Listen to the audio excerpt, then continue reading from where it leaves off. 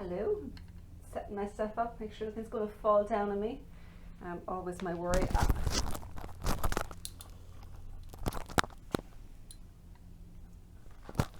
Hang on one second, people. I just realized that I never actually plugged in the other end of the microphone, which is always super useful, right? Here we go. How to tell if you're a little tired on a particular day when you realize that you've got the end plugged in, but you forgot the other side and you was missing something. Happy Thursday, everyone. Thank you for jumping in. I'm a little tired today because, for good reason, it's good tired. It's my birthday today. Yay! Although birthdays somehow get a little bit less exciting as you continue on with each birthday that appears. But as a birthday treat today, I did something a little bit strange. I actually went and I hired myself an animal behaviorist because, as you all know, if you've been following me for a bit, my little dog Lizzie, I'm extremely fond of. What you probably don't know is she's definitely got behavioral issues when it comes to other dogs.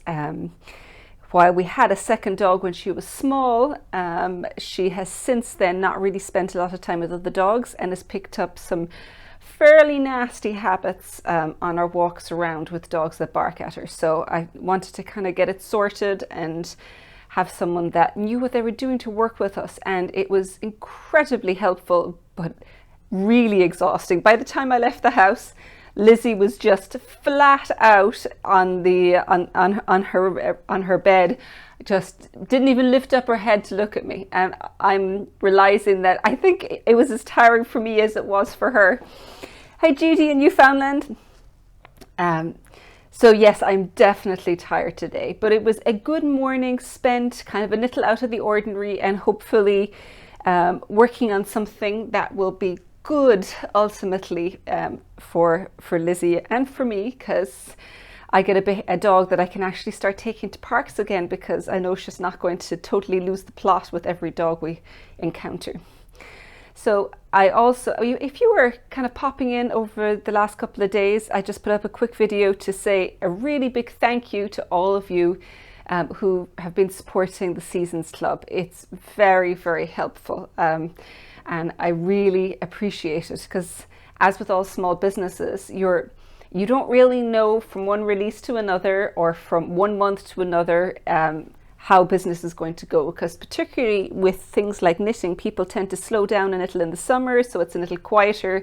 So every autumn you're like, okay, let's have a nice autumn now. And it always is, but it's still a little bit nerve-wracking when you're kind of anticipating it and waiting for it to come. So thank you.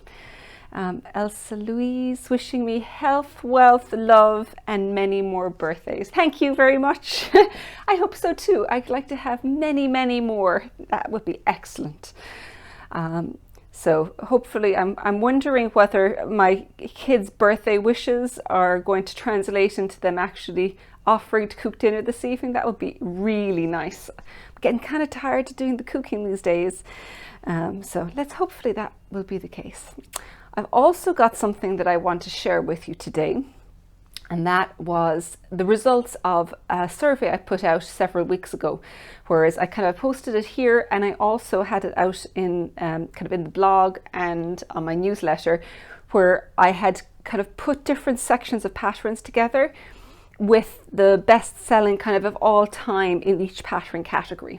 Now, even though there was sections divided in each category, I will say that for me, cardigans definitely are my top seller. And it's probably, I suppose part of it is I design more cardigans than anything else. I wear more cardigans than anything else. And the whole thing combined probably means that I am best known for cardigans. So needless to say, in terms of popular, cardigans were right up there. But sweaters definitely came in a close second, and I've put in the accessory and the shawl section as well. So with the results of that, I actually pulled out, and I'm going to share with you today the top ones in each of those. And I suppose you could say, I haven't got it up yet, but I'm in the process of pulling all those together just as a bundle of PDFs with a huge discount. And if you kind of pop onto my website in the next couple of hours, I'll have an extra birthday sale up as well, so even a bigger discount than what it's going to be normally. So that's just going to be for everyone it goes up. It's not up yet, but by this evening I should do it. Because you know, Lizzie it just kept me too busy this morning, so my best of collection got delayed till the afternoon. But it's a good delay, right? Always good to delay for dogs. So you may notice, let me stand back. This is one of the sweaters. This is Tangential Blues. It's a super comfy sweater, top down raglan. This is obviously in the best of collection. So it's 10 altogether. So this is one of the sweaters. The cable pattern on the front, let me stand up a bit higher here, is quite an intricate one, and it's got a lot of twisted stitches. So it's a modified version of a cable panel that came out of a Japanese stitch dictionary, which tend to use a lot of twisted stitches in their work, because it really makes very intricate and fine looking cables when you've got twisted stitches running through it. So it's one of my favorites, raglan, top down, and then you may not see it far enough down, but there's a slight curve where the front's up higher and it curves down a little bit at the back. Also one of my favorite shapes, in Ravi, which I'll show you in a minute, it's also kind of comes right up there. So this is the first of the sweaters that's in it. Let me pull over here. Where's our next one? In terms of sweaters, here we go. You may remember rusty lines. This is one version. I've got a second version that you may also remember, where I've picked up the neck and it's got a cowl neck that I wear all the time because I'm so cold. This one is in newer worsted and is super soft. Fun part about this is the construction is so unusual, because you start in the middle of the back just like a triangular shawl, and you increase in both directions out here in this ridge pattern. And then when you reach the width of the neck you want, cast on the front stitches. And all of these interesting shapes are happening because you've got your increase and your decreases. So you're creating this biased line, which makes it really, really interesting in terms of shaping. And so, yeah, you're basically, it looks more complex than it is, but once you've got the increase and decrease pattern going, you're set. So this is the second pattern in there, that's rusty lines in newer worsted. Number 3, I feel like I should have a drum roll behind here. So if anyone wants to provide some, yeah, I should really have some sound effect. Can that be done in Blosta or Light from Jean? Not Blosta Light, but you could definitely do it in Blosta. It would work really nicely because that one is in newer worsted, so it's a heavier weight, but Blosta would be lovely, really nice in that, I think. Particularly if you went for the cowl version, where it'd just be lovely and warm and cozy, basically. Yeah, so that would work very well. This here was such a fun design. This is coiled magenta. And unlike a lot of the other ones that I've been showing you, this one was a standalone pattern. So most of the patterns were originally knit along patterns and things like that, which is how they ended up kind of being worked so much. Coil magenta was a standalone and definitely proved popular. And it was me experimenting with a couple of different things with, first of all, short rows. You can see all the shapes down here where you've got, sorry, it's a little bit wrinkly from being folded up. You've got different shapes going back and forth across here. That's all done with short rows. So the grey in the bottom would initially have the short rows, and then you'll do short rows with pink on top of it to fill in the triangle. So that's the first technique that was used in this. And then the second one to create these really fine stripes is helical stripes.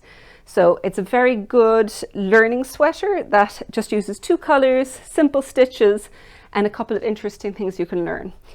This has got a fairly deep V-neck, but because it's from the bottom up, you could very easily just start it a little bit later and work the decreases a little bit, or the decreases a little bit closer together.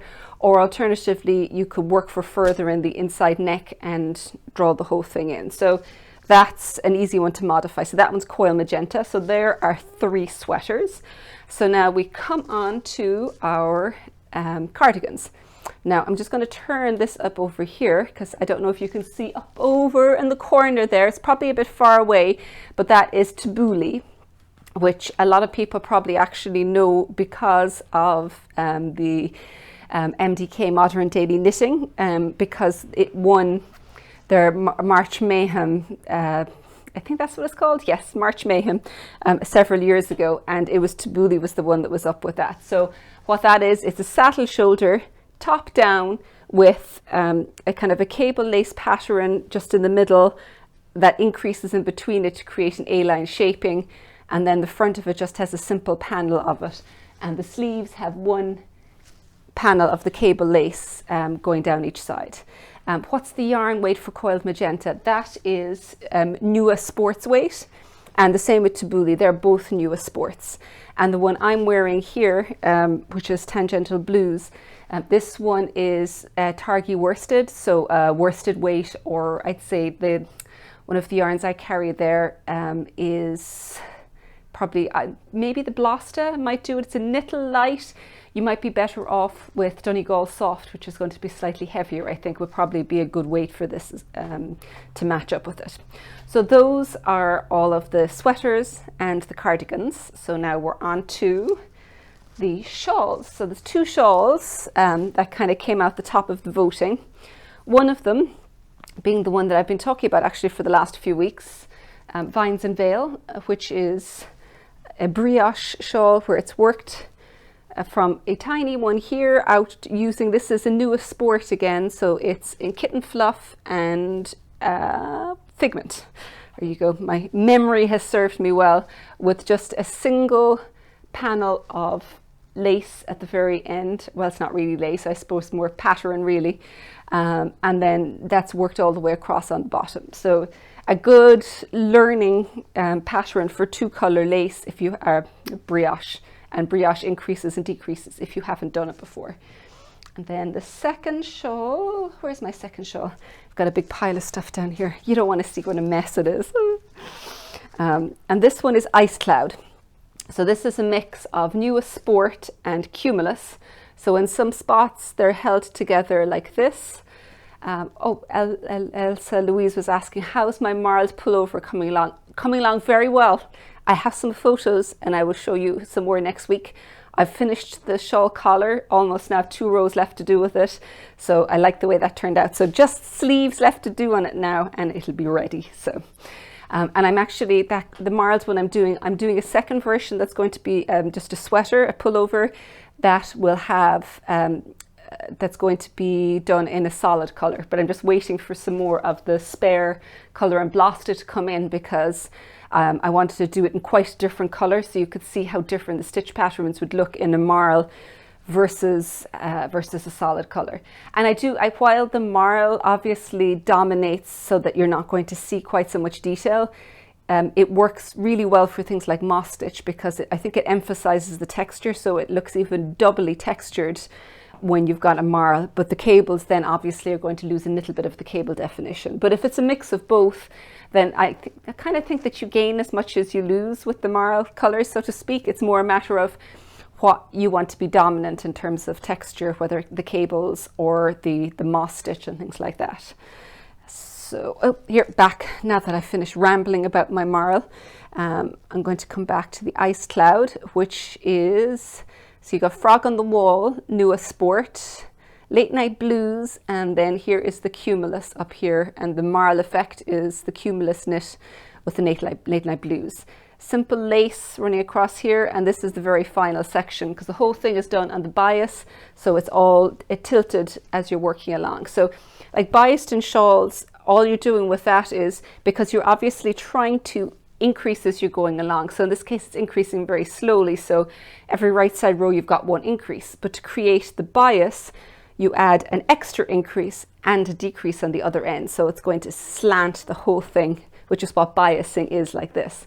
And by doing the biasing while you're increasing, you're creating a shawl shape, but all slipping along over like that. Excellent for when you're changing colors because you've got or doing stitch patterns, because all of the stitch patterns slope across like that, and it kind of adds a lot of complexity to the shawl for just adding one extra technique. Only thing you need to watch out for is when you're doing something like the lace pattern, you have to be very careful to take note of where the start of the pattern is so that you don't end up getting the stitch pattern out of alignment. So that's the only thing you do need to watch out for with things like that. Now let me look in my little pile of stuff that oh, I totally forgot. I knew there was another one I meant to share with you. We've got Ravi. This is Ravi here. I just left it up here. And this was one of the first knit alongs that I did. It wasn't the very first one, I think, but it was one of the first. And it's still one of my most popular patterns. And it's one where you start the yoke across like this, and the lace and the top part are knit together with short rows in the garter stitch to create the smaller size neck. When the yoke is finished, you pick up stitches in the bottom and you work in garter stitch from the top down. And you can see as well that this has got short rows worked across the back, which means that the front is a little shorter than the back, that it comes down further than the back. But that one is Ravi, and that's also in the collection. Now, what I had been looking for that I think I've knocked off, here we go, were the final two accessory patterns. First one being Peter's Wool Mitts. Let me actually put this on my hand here so you can see it a bit better. And this one is in newer worsted, and I actually really like it because the ribbing pattern here kind of draws it in nice and snugly. It's a very interesting and fun cable to work, and newer worsted is super soft, so it's an extremely comfortable mitt and very warm to wear. So it's fast to do and kind of fun, and it's definitely one of my more popular accessory patterns. Then the final one, and this is a little bit more complex than the other one. That last one was in worsted, and this one is in US Sport. And this one is Palatino. I was trying to remember it. I'm fairly sure I remember the name. And as you can probably see, this is completely side to side, which means that you cast on all of the stitches across here, and to create the top shape on this, it's all done with short rows, because you use German short rows, because German short rows allow you to do turns on both knit and purl, and when you come back to on the next row, you just purl it or knit it, whatever appears, and it creates this really interesting almost cabled flower at the very top, and that's completely done with short rows. And I can't even find the start and end of this, but it starts with provisional cast on and finishes with a graft of the stitches at the start and end. And in fact, because of the cables, it's a little bit more complex with the grafting, but there's full directions for it. But the cables bounce back, so it actually hides the graft to a certain extent, so it's a lot less visible. So this is a really, really interesting one from a technique point of view to work with, because you have all those short rows, and then you've got both the provisional cast on and a grafting or Kitchener stitch at the end. Anyone who has done a class with me, one of the retreats, I actually use this as the pattern for the retreats because it's a small item, so it doesn't take too long to work, but there's so many techniques going on that it's an excellent one for learning. So it means that really keeps everyone on their toes. And we also have, there's a cowl version of it, so if you don't want to do the short rows, you can still do the same cables and practice the start and end, doing the grafting together. So you can do half of the techniques if you don't want to take on the challenge of the other half, or if you're more likely to wear a cowl, you know. So that's often the challenge for longer classes that go over several days, is trying to find something that isn't a huge amount of knitting, because you don't usually have an enormous amount of knitting time available, but has enough techniques going on that you're actually challenging yourself from a technical basis as you're going through it. German short rows changed your life. They're so easy. I know, aren't they? Yeah, anyone who has not tried German short rows, I would very strongly encourage you to give them a shot, because in most situations, German short rows are very straightforward to use. It's just a matter of pulling it to the right side and lifting it over. The only time it doesn't work, in my estimation, is if you're doing something that's loose, like you've got a shawl that has got short rows in it. Then when you pull it over, there's not enough tension on the stitch on the row below because it's so loose. So it means that you're going to have a gap, and it's not going to effectively close the gap up. So in those cases, Japanese short rows or even wrap and turn work a bit better. Because you'd love a teachable class for that hat. You're right, it actually probably would make an excellent teachable class. Yeah, I'll definitely put it on the list of teachable classes, because there is a ton of teachable information in it. Now, having said that, there is definitely plenty of individual technique patterns out there where you have it, but I know that it does help to have the full class together, so it's all in one place. So I want to thank you all for sitting through my little best of collection here. Please do jump in a little later onto stonestitches.com or onto Ravelry, where I'm just about to put the collection up. It'll be a few more hours, and I will have an extra big birthday discount up for it today. So jump in, and it's going to be a very reasonable price. So even if you've got one or two of the patterns but would like several of the others, it probably is more cost effective for you to just go get the bundle all at the same time. So thank you very much, and enjoy the rest of your week and your weekend, everyone. Thank you for joining me.